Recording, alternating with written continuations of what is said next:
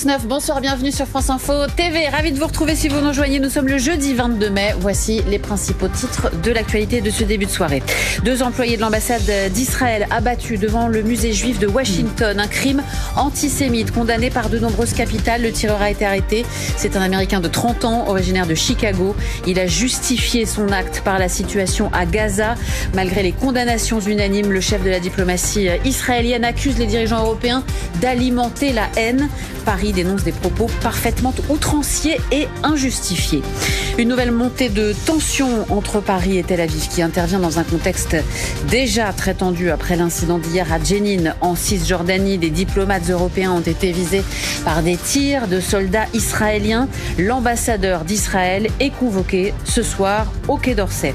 Enfin, 4e jour de mobilisation pour les taxis. Ils sont encore des centaines à se mobiliser aujourd'hui dans plusieurs villes de France, mais aussi à Paris, contre les nouvelles conditions du transport sanitaire et la concurrence des VTC. Mobilisation autour des aéroports de la capitale notamment, ce qui rend toujours ce soir leur accès difficile.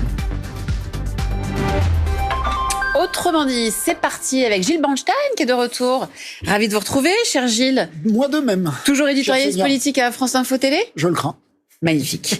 Christophe Gascard est à vos côtés également. Bonsoir Christophe, journaliste spécialiste des questions internationales, toujours à France Info Télé. Olivier Babot est là aussi, économiste et président de l'Institut Sapiens. Et Camille Vigogne.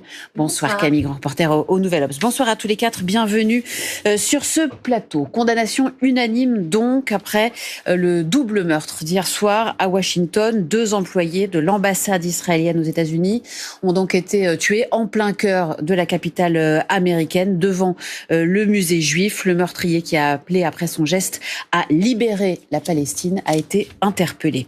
Le récit d'abord en images et on en parle après.